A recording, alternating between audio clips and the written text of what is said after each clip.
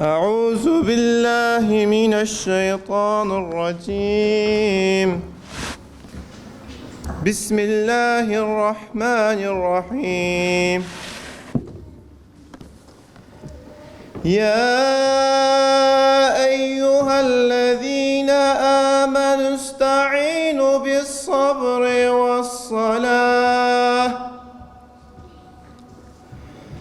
إن الله مع الصابرين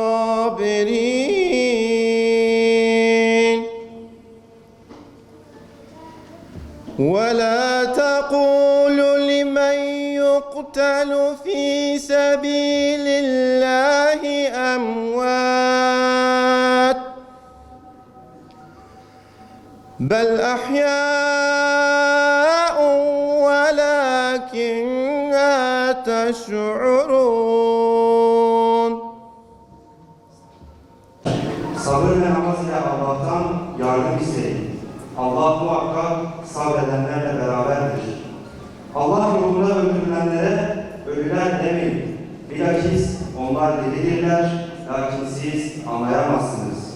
Kıymetli misafirlerimiz, Rehber Öğrenci Topluluğu'nun düzenlemiş olduğu Şubat ayı Şehadet Ayı programına hepiniz hoş geldiniz.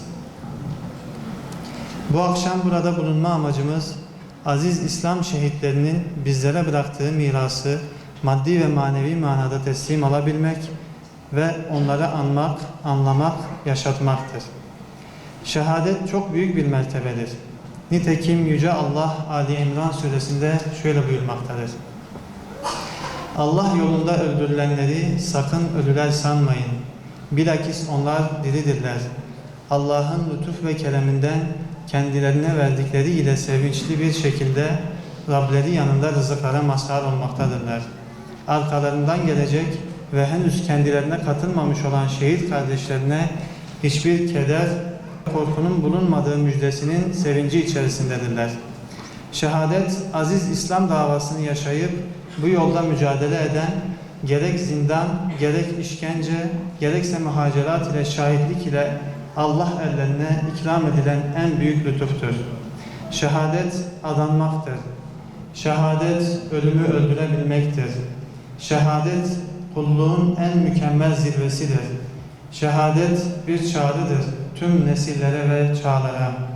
Şehadetin taşlı toz yollarında açar çiçek çiçek çiçektir şehit.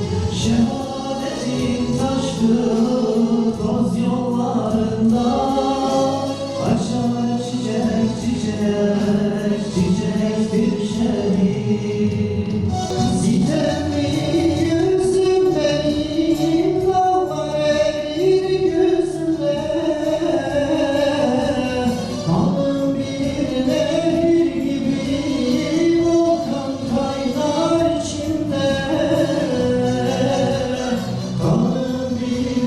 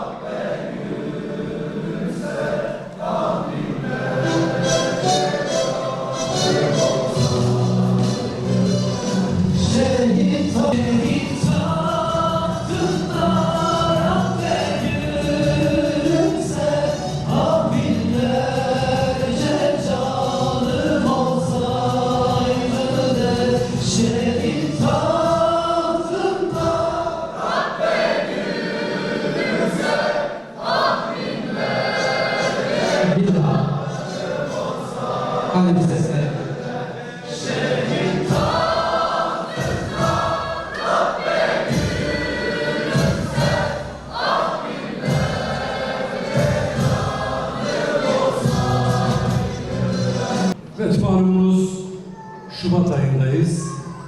Mevsimin çok soğuk olduğu bir dönemdeyiz ama şehitlerin kanlarının enerjisi, bereketi coğrafyamızın dört bir tarafını ısıttığı gibi yüreklerimizi, gönüllerimizi de ısıtıyor. Birbiriyle çok ilişkili, birbirine çok yakın, aslında birbirini tamamlayan iki kavram üzerinden meseleye yaklaşmak istiyorum. Bu kavramların birincisi şahit kavramıdır, ikincisi de şehit kavramıdır. Esasen insanın yeryüzündeki mücadelesinin tamamı henüz daha dünyaya gelmeden önce başlayan bir şahitlik sürecine tabidir. Çünkü biz bu dünyaya şahit olmak için geldik. Şehadet ise şahitliğin en zirve noktasıdır. En uç noktasıdır.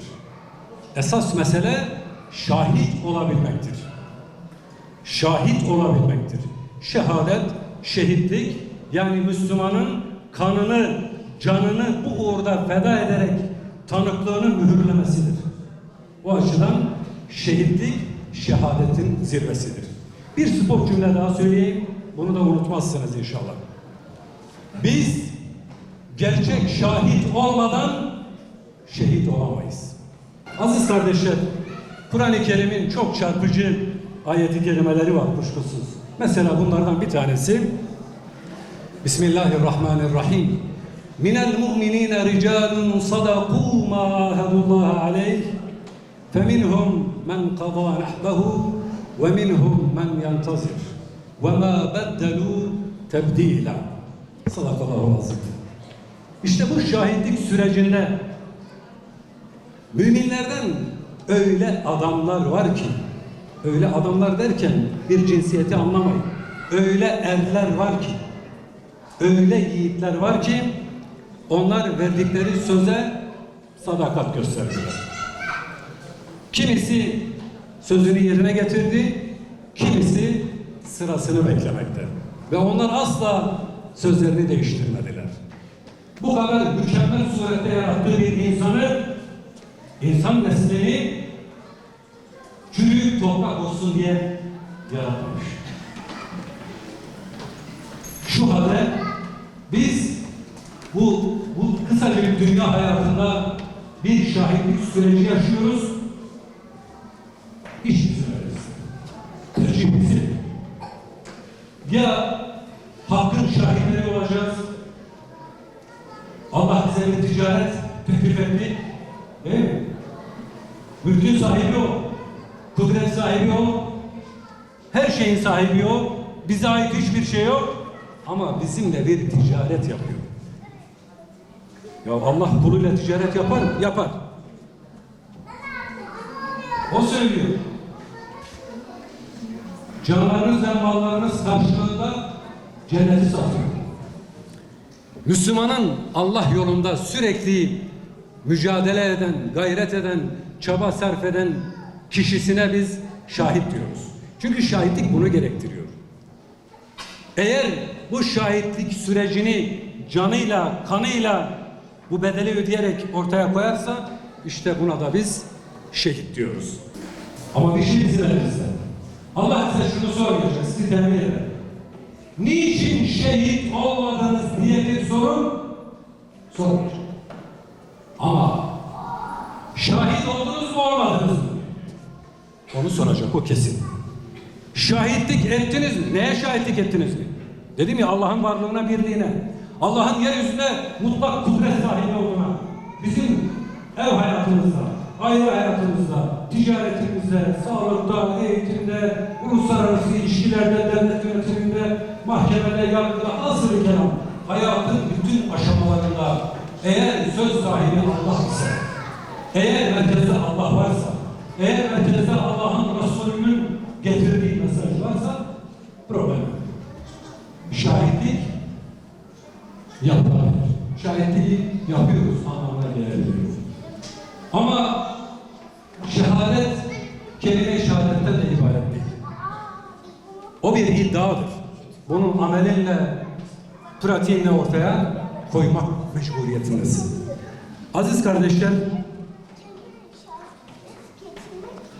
elbette Müslümanın gündeminde Allah ile yapılan ticaretin zirvesi olan şehadeti sürekli tutmak gerekiyor.